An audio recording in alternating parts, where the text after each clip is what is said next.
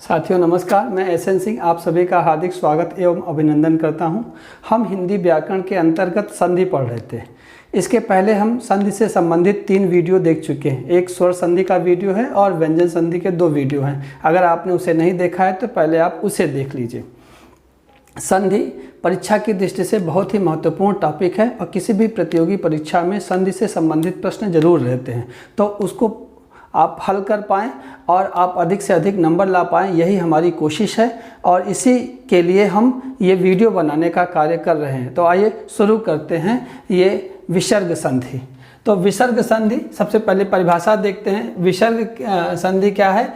विसर्ग के बाद, विसर्ग यानी जब आप इस तरह से 2 बिंदी देखते हैं तो हम उसे विसर्ग कहते हैं।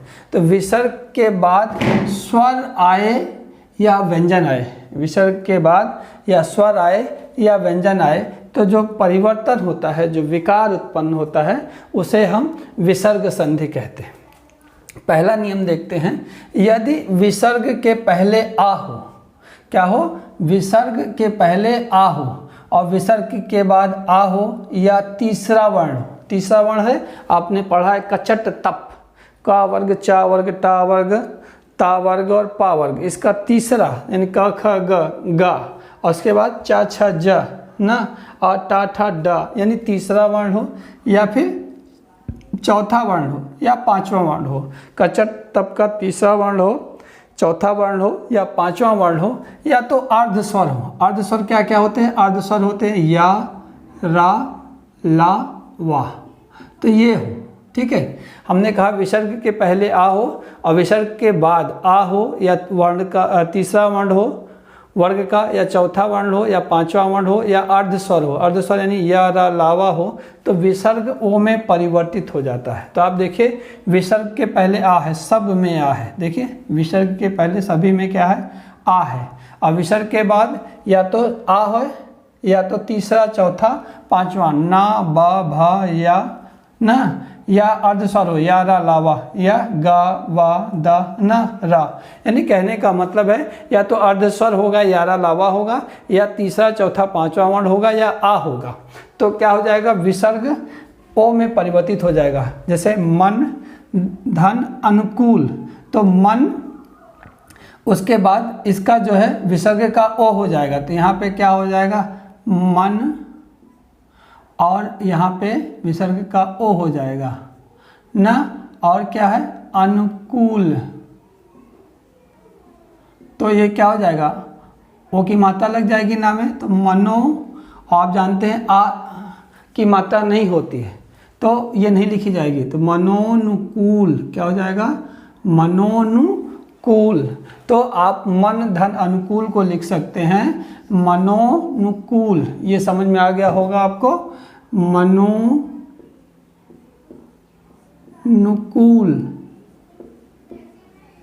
अब इसी तरह से देखिए तप, धन, बल, तो विसर्ग हट जाएगा, क्या लगेगा? ओ। आ में ओ की मात्रा लगेगी, पा में ओ की मात्रा लगेगी, पो। तो ये हो जाएगा तपो, तपो बल। इसी तरह से देखिए तप, धन, भूमि है, विसर्ग हटेगा तो ओ की मात्रा लगेगी, पा में ओ, पो यानी तपो, और ये भूमि हो जाएगा तपो भूमि। इसी तरह से देखिए मन, धन, योग, ओ की मात्रा लग जाएगी तो मनो योग, मनो योग। आगे देखिए अध, धन, गति, ओ की मात्रा लगेगी तो अधो गति हो जाएगी, अधो गति। इसी तरह से ये ओ की मात्रा लगेगा तो वयो वृद्धि,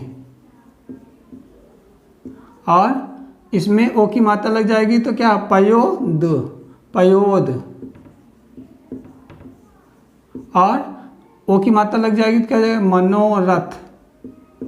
यानी आपको पता है कि अगर विसर्ग के पहले आ हो और विसर्ग के बाद आ हो, या तीसरा वर्ण या चौथा वर्ण या पांचवा वर्ण या अर्धस्वर हो तो विसर्ग गो में बदल जाता है।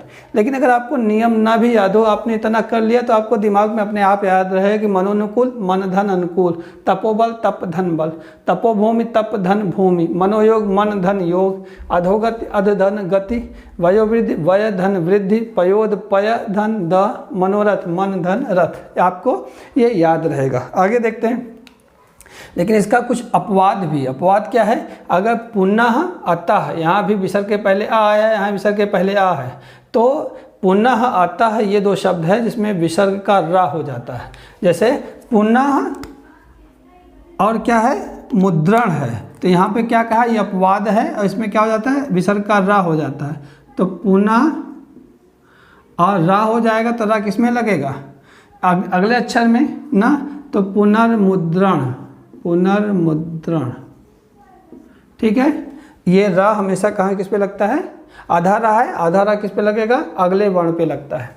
इसी तरह से ये अंतर ध्यान, अंतर यहाँ पे भी आधा रा है तो कहाँ लगेगा? अगले वर्ण पे लगेगा, तो अंतर्धान, ठीक है। अंतर्धान, अंतः धन धान, पुनर्मुद्रण पुनः धन मुद्रण। इसी देख लीजिए पुनर्जन्म ना, पुनः धन जन्म, विसर्ग का रा हो जाएगा, रा किस पे लगेगा?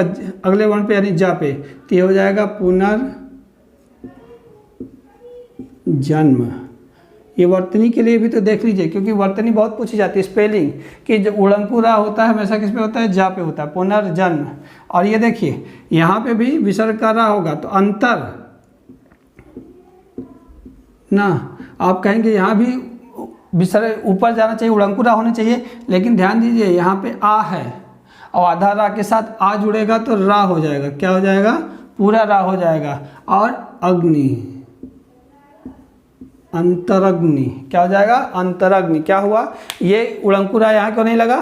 क्योंकि यहाँ आधा रा माने ऊपर जाएगा अगले वर्ण में, लेकिन रा के साथ जब आ जुड़ जाता है, विसर्ग हलंत वाले किसी वर्ण के साथ आ जुड़ जाता है तो पूरा वर्ण हो जाता है। तो रा और आ क्या हो जाएगा? पूरा रा हो जाएगा, अंतरग्नि। अब अगला नियम देखिए। इसी तरह अंतरग्नि का भी अंतः धन अग्नि, पुनर्जन्म पुनः धन जन्म। आपको समझ में आ रहा होगा। आगे देखते हैं।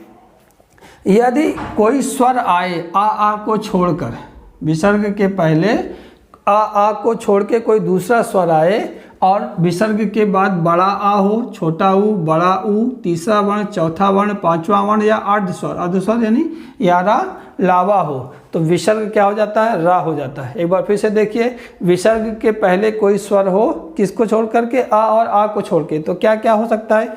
ई हो सकता है, ऊ हो सकता है, ए हो सकता है, ओ हो सकता है ना। ये कोई भी स्वर हो सकता है, लेकिन आ और बड़ा आ नहीं होगा, ठीक है। और विसर्ग के बाद क्या आए? बड़ा आ आए या ऊ आए या बड़ा ऊ आए या तीसरा वर्ण या चौथा वर्ण या पांचवा वर्ण, अर्धस्वर। तीसरा चौथा पांचवा समझ आए ना? कचट तप, का वर्ग, चा वर्ग, टा वर्ग, ता वर्ग, पा वर्ग का पांचों लिख देंगे तो जो तीसरे नंबर पे, चौथे नंबर पे, पांचवें नंबर पे वर्ण होगा उसकी बात हो रही है। तो ये देखिए विसर्ग से पहले शब्द में ई आ रहा है, यहाँ भी ई आ रहा है, यहाँ बड़ी ई आ रहा है, यहाँ ऊ आ रहा है, यहाँ ऊ छोटा ऊ आ रहा है, यहाँ छोटी ई आ रही है। तो विसर्ग के पहले आ को छोड़ के दूसरा स्वर आ रहा है। विसर्ग के बाद बड़ा आ सकता है। तीसरा चौथा वर्ण बा है, वाह है, बा है या ऊ है या क्या है? माँ, यानी तीसरा चौथा वर्ण है, पांचवा वर्ण, ठीक है। तो आप क्या करेंगे? विसर्ग क्या हो जाएगा? रा में हो जाएगा। किस में बदल जाएगा? रा में। अब ध्यान दीजिएगा, छोटा आधा रा, आधा रा माने अगर मात्रा होगी तो मात्रा के साथ जुड़ेगा, मात्रा नहीं होगी तो कहाँ जाएगा? अगले वर्ण के ऊपर जाएगा। यहाँ पे नि धन आशा है तो यहाँ पे क्या लगेगा? निर, विसर्ग राम में बदलेगा, लेकिन इसके साथ क्या लगेगा? आ की मात्रा है तो क्या हो जाएगा? निराशा। ये समझ में आया होगा। रा के साथ, आधा रा के साथ जब आ की मात्रा जुड़ जाती है बड़े आ की तो क्या हो जाएगा? रा ना, ये हो जाएगा निराशा। यहाँ पे देखिए, यहाँ पे आ की मात्रा नहीं है, यहाँ पे विसर्ग का रा होगा। रा किस पे जाएगा? अगले वर्ण पे, तो हो जाएगा निर्बल। क्या हो जाएगा? निर्बल। इसी तरह से देखिए यहाँ पे ये बहुत महत्वपूर्ण शब्द है, वर्तनी में अक्सर पूछा जाता है। आशी धन वाद, विसर्ग का रा होगा, रा किस में जाएगा? अगले वर्ण के ऊपर, क्योंकि कोई मात्रा यहाँ पे नहीं है तो ये हो जाएगा आशी। आशी और जो आधा रहा है कहाँ जाएगा, अगले वर्ण पे, वा पे, आशीर्वाद। ठीक है, ये समझ में आएगा। ये ध्यान रख दिए क्योंकि ये पूछा जाता है वर्तनी में अक्सर कि कैसे लिखा जाता है ना। आशी और उड़ंकुरा होता है, वा के ऊपर होता है आशीर्वाद। इसी तरह से ये देख लीजिए, ये क्या हो जाएगा, दुर्बल, अगले वर्ण पे उड़ंकुरा चला गया। इसी तरह से यहाँ पे रा है, यहाँ पे क्या हो गया, यहाँ पे ऊ है, छोटा ऊ है। तो हमने एक दिन बताया कि रा पे जब छोटा ऊ लगेगा तो कैसे लगेगा, एक मात्रा। अब अगर बड़ा ऊ होता है तो कैसे लगता है, यहाँ पे ये गोली बन जाती, क्या बन जाती, गोली बन जाती है। ठीक है, तो ये ध्यान रखिएगा, बड़ा ऊ मतलब ये, छोटा ऊ मतलब ये। ठीक है, यानी छोटे ऊ में कर्व नहीं होगा, सिंपल लाइन है, और जहाँ बड़ा ऊ होगा तो वहाँ पे कर्व बन जाएगा। तो एक जहाँ हो जाएगा, रा के साथ ऊ लग जाएगा, दुरु, ये क्या आ जाएगा, दुरु लग गया ना, प्रयोग, दुरुपयोग। इसी तरह से ये देखिए, यहाँ पे मात्रा नहीं आई है तो बहिर्मुख, बहिर्मुख, ये आपको समझ में आया होगा। ये बस केवल ये है कि अगर आप इन सबको एक बार दो बार देख लेंगे तो आपको अच्छे से याद हो जाएगा, दिमाग में फिट हो जाएगा। अब देखिए, यदि विसर्ग के पहले स्वर हो, विसर्ग के पहले स्वर हो और विसर्ग के बाद चा, छा या शा हो तो विसर्ग शा में बदल जाता है। किसमें, आधा सा में। किसमें बदल जाता है, आधा सा में, यानी बिना डंडी वाला सा। बिना डंडी वाला सा क्या है, ये वाला, ये केवल इसमें बदल जाता है। ठीक है, तो विसर्ग के पहले स्वर हो, विसर्ग के बाद चा हो, छा हो, सा हो तो विसर्ग किसमें बदल जाता है, शा में बदल जाता है। जैसे देखिए, विसर्ग के पहले यहाँ स्वर है ई, ई, ऊ सब में है। अब विसर्ग के बाद क्या हो, या चा हो या छा हो और या शा हो। तो चा है, छा है और शा है, तो विसर्ग किसमें बदलेगा, शा में। ठीक है, तो आगे कैसे, इसे कैसे कहेंगे, निश्चिंत। क्या होगा, निश्चिंत। अब आपको ये पता है ना कि जब आधा अक्षर होता है, यहाँ ई की मात्रा है तो क्या है, ऐसे अलग नहीं लिख सकते, तो आधे अक्षर को इसके साथ सम्मिलित कर लिया जाता है, तब मात्रा लगाई जाती है, निश्चिंत। इसी तरह से ये क्या हो जाएगा, विसर्ग का सा हो जाएगा तो ये हो जाएगा निश्चल। ठीक है, इसी तरह से ये देखिए, विसर्ग का शा हो जाएगा तो दुशासन। आजकल आप देख रहे हैं बहुत महाभारत, तो उसमें दुशासन एक विलेन कैरेक्टर है। देख लीजिए कैसे लिखा जाता है दुशासन, दुष धन शासन, दुशासन। ठीक है, और ये इसी तरह ये दुश्चरित्र। ठीक है, तो कहने का मतलब यह है, निश्चिंत, निधन चिंत, निश्चल, निधन छल, दुशासन, दुधन शासन, दुश्चरित, दुधन चरित। अगला नियम देखते हैं, यदि विसर्ग के पहले ई या ऊ आए हैं, यहाँ सब में विसर्ग के पहले या तो ई होगा या ऊ होगा, और विसर्ग के बाद क्या हो, का, खा, पहला दूसरा वर्ण किसका, का वर्ग का, टा, ठा, टा वर्ग का पहला दूसरा वर्ण, पा, फा, पा वर्ग का पहला दूसरा ना, पा, फा हो तो क्या हो जाएगा, पहला दूसरा नहीं, पा, फा, हाँ पहला दूसरा, पा, फा पहला दूसरा, टा, ठा पहला दूसरा, का, खा पहला दूसरा। ठीक है, किसका, केवल का वर्ग का, टा वर्ग और पा वर्ग का। तो विसर्ग किसमें बदल जाता है, षटकोण और ईसा में। ठीक है, वो भी कितना, आधा। तो ये क्या हो जाएगा, निधन कपट ना, तो ये क्या हो जाएगा, आधा शा लग जाएगा तो क्या हो जाएगा, निष्कपट। ये सारे शब्द आप डेली यूज़ में देखते हैं, अब आप इनको संधि के रूप में देख रहे हैं, तो आप जब भी संधि का क्वेश्चन आपके सामने आ जाए तो क्लियर हो जाएगा। निष्कपट, निधन कपट, निष्कंटक, निधन कंटक, निष्कंटक। एक्चुअली होता है क्या है कि जब हम ऐसे रोज़ कोई चीज़ देखते रहते हैं, लेकिन जब हम ये देख देते हैं किस रूल के तहत हो रहा है तो हमें ध्यान आ जाता है वो चीज़ देखने पे। निधन कंटक, निष्कंटक, धनुर्धन टंकार, धनुष टंकार, धनुष टंकार। आगे देखिए, निधन ठुर, निष्ठुर, निष्ठुर। इसी तरह से देखिए, निधन प्राण, निष्प्राण, निधन फल, निष्फल। हम ज़्यादा इम्पॉर्टेंट एग्जाम्पल इसलिए आपको कराते हैं, ये सभी परीक्षा में आए हुए हैं, इसीलिए कि एक बार देख लेंगे तो आपको याद रहेगा। लेकिन अपवाद है, दु, धन, ख, दुख। आप देखते हैं कि जब भी दुख लिखा होता है तो उसमें विसर्ग बीच में होता है, ये इसका अपवाद है। ठीक है, और एक्सेप्शन कहीं भी हो सकते हैं। तो निष्कपट, निधन कपट, निष्कंटक, निधन कंटक, धनुष टंकार, धनुधन टंकार, निष्ठुर, निधन ठुर, निष्प्राण, निधन प्राण, निष्फल, निधन फल। ठीक है, अब देखिए, यदि विसर्ग के बाद ता था या सा आए, क्या आए, ता था या सा आए, तो विसर्ग किस में बदल जाता है, सा में बदल जाता है। तो ये क्या हो जाएगा, विसर्ग सा बदल जाएगा तो नमस्ते, आधा सा है ना, नमस्ते हो गया। तो नमस्ते का संग पीछे नमः धन ते, याद रहेगा, ऐसे नमस्ते आप रोज करते हैं, लेकिन अब पता चल गया नमस्ते माने नमः धन ते, विसर्ग संधि है। अब आपको याद हो जाएगा कि विसर्ग संधि है। इसी तरह मनस्ताप, तो क्या हो जाएगा, मना धन ताप, मनस्ताप, आधा सा हो जाएगा। किसके नियम से, कि विसर्ग के बाद यदि ता था सा हो, विसर्ग के बाद ता था सा हो, तो विसर्ग किस में बदल जाता है, आधेश सा में बदल जाता है। इसी तरह से दुधंतर, दुस्तर। इसी तरह देखिए निधन तेज, निस्तेज, निस्तेज आपके बहुत आता है आपके सामने, तो निस्तेज निधन तेज, आपको पता चल गया कि विसर्ग संधि है। ऐसे निसंताप, निधन संताप, निसंताप। प्रैक्टिस का कोई विकल्प नहीं है, जितना ज़्यादा पढ़ेंगे उतना ज़्यादा आएगा। More study more confusion, no study no confusion. तो कन्फ्यूजन से उबर के ही आप मास्टर बनते हैं। अगर आप निरंतर पढ़ते रहे तो निश्चित तौर से आप बेहतर कर पाएंगे किसी भी एग्ज़ाम में। पढ़ाई ज़रूरी है बहुत। दुस्साहस, दु धनसा धनसा हस, ठीक है, विसर्ग हटा के आधा सा लगा दिया, बाकी साहस जोड़ दिया। तो दुस्साहस, दुह धन साहस, निसंताप, निह धन संताप, निस्तेज निह धन तेज, दुस्तर दुह धन तर, मनस्ताप मना धन ताप, नमस्ते नमा धन ते। अब देखिए कुछ कंडीशन ऐसी है जहाँ विसर्ग का लोप हो जाता है। विसर्ग का लोप कहाँ कहाँ हो जाता है, अगर विसर्ग के बाद छा आए तो विसर्ग का लोप हो जाएगा, उसके पहले आधा चा जड़ जाता है। क्या हो जाता है, विसर्ग का लोप हो जाता है और क्या हो जाता है, आधा चा आ जाता है। जैसे देखिए अनुधन छेद, इसके बाद छा आया है तो विसर्ग हट जाएगा और क्या लग जाएगा, आधा चा, तो ये हो जाएगा अनुच्छेद, अनुच्छेद। अब आपको पता चल गया अनुच्छेद का मतलब अनुधन छेद। छत्र छाया, तो ये क्या है, विसर्ग हटेगा, आधा चा, छत्र छाया हो जाएगा, छत्र छाया। आप नियम देख लीजिए, ऐसे बहुत सारे एग्जाम्पल होते हैं। हमारे पास जगह नहीं तो हम एक दो ही लिख पाए हैं, ऐसे बहुत सारे एग्जाम्पल होते हैं। विसर्ग के बाद रा हो तो क्या हो जाता है, विसर्ग लुप्त हो जाता है और जो पहला जो स्वर होता है विसर्ग के पहले वो दीर्घ हो जाता है, जो लघु होता है तो दीर्घ हो जाता है। ये ध्यान रखिए, अगर विसर्ग के बाद रा हो तो विसर्ग लुप्त हो जाएगा, लेकिन विसर्ग के पहले जो भी स्वर होगा वो दीर्घ हो जाएगा। यानी अ है तो बड़ा आ हो जाएगा, छोटी है तो बड़ी ही हो जाएगी, छोटा ऊ तो बड़ा ऊ हो जाएगा, ठीक है। जैसे निधन रोग है तो क्या हो जाएगा, ये बड़ा हो जाएगा, नी हो जाएगा रोग।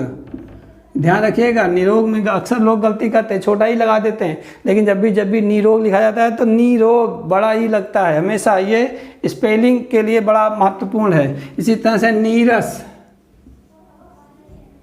ना, नीरस का विच्छेद निधन रस, निरोग का निधन रोग, जब लिखेंगे आधा ना, लेकिन निरोग लिखेंगे तो पूरा ना, यानी सॉरी बड़ी ही की मात्रा लगाएंगे, यहाँ छोटी की मात्रा लगाएंगे। आगे देखिए, यदि आ के बाद विसर्ग आए, यानी विसर्ग के पहले आ आए और उसके बाद भिन्न स्वर हो, मतलब आ को छोड़ के दूसरा स्वर हो, क्या क्या हो सकता है, ई हो, ऊ हो, ए हो, ओ हो ना। अगर ये स्वर हो तो विसर्ग का लोप हो जाता है, अत और एव का, तो यहाँ पे क्या हो जाएगा, अत एव। ये बहुत महत्वपूर्ण है ना, अतएव का अत धन एव, ठीक है। आगे, यदि विसर्ग के पहले आ हो, विसर्ग पहले आ हो और विसर्ग के बाद या तो का हो या पा हो, तो विसर्ग में परिवर्तन नहीं होता। जैसे प्रातः काल का, तो ये क्या कहें, प्रातः काल, ये ऐसे ही लिखा जाता है। हाँ, अंतःकरण, ये भी ऐसे ही लिखा जाता है, और अंतःपुर, ये भी ऐसे ही लिखा जाता है, ठीक है। अधःपतन, ये भी ऐसे लिखा जाता है, ठीक है। ये समझ में आ गया कि विसर्ग के पहले अगर आ हो और उसके बाद का पा हो तो विसर्ग में परिवर्तन नहीं होता है, ठीक है। लेकिन अगर अपवाद क्या है, नमः और पुरः हो तो विसर्ग का सा हो जाता है।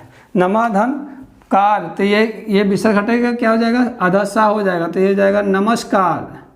आप रोज करते हैं, नमस्कार, नमाधन कार, ये याद रहेगा। नमस्कार रोज कहते हैं, आजकल कोरोना में आप नमस्कार ही करते हैं, तो नमाधन कार याद रहेगा, विसर्ग संधि है। इसी तरह से पुरस्कार, पुरस्कार प्राप्त करते हैं प्रतियोगिता में, पूरा धनकार ना, तो यहाँ पे ये अपवाद है, याद रहेगा कि पूरा धन कार होता है यानी पुरस्कार होता है। इसके अलावा, इन सब के अलावा तो हमने आपको ये विसर्ग संधि यहाँ पे समाप्त हो गई हमारी। इसके अलावा भी कुछ ऐसी चीज़ें हैं जैसे जब धन ही, तो क्या कहते हैं, जब ही ना, इसी तरह से कुछ चीज़ें हैं जहाँ पे संधियाँ विशेष होती हैं, जहाँ पे बड़ा आ छोटे में बदल जाता है। देखिए आम धन चूर, लेकिन लिखेंगे क्या लिखेंगे, अमचूर, क्या लिखेंगे, अमचूर। जैसे हाथ धन कड़ी लिखेंगे तो क्या, हथकड़ी। और लड़का धनपन लिखेंगे तो क्या लिखेंगे, लड़कपन। यहाँ छोटा संधि के समय बड़ा में, सॉरी बड़ा छोटे में बदल जाता है। कनकटा, कान कटा, तो क्या लिखेंगे, कनकटा। तो ये कुल मिला के संधि था। आप इसको देख लीजिए, स्क्रीनशॉट भी ले सकते हैं, आप इसको नोट भी कर सकते हैं ये सारी चीज़ों को, और एक आप नोट्स बना लीजिए, अच्छे ढंग से तैयारी कीजिए। तो ये संधि का टॉपिक यहाँ पे समाप्त हुआ, लेकिन हम संधि का 1-2 प्रैक्टिस सेट आपको कराएंगे, क्योंकि जब तक प्रैक्टिस नहीं होती तब तक आदमी परफेक्ट नहीं होता। तो हम आपको प्रैक्टिस भी कराएंगे इसका। आप एक बार चारों वीडियो फिर से देखिए, उसका लिंक हमने दे रखा है डिस्क्रिप्शन बॉक्स में, तो वहाँ से आप देख लीजिएगा चारों वीडियो, और फिर हम आपको प्रैक्टिस सेट कराते हैं। तो हमारे साथ प्रैक्टिस कीजिएगा, संधि आपका टॉपिक एकदम से क्लियर हो जाएगा, और एक टॉपिक क्लियर करने के बाद ही हम अगले टॉपिक की तरफ बढ़ेंगे। तो मिलते हैं अगले वीडियो में, तब तक के लिए नमस्कार, धन्यवाद।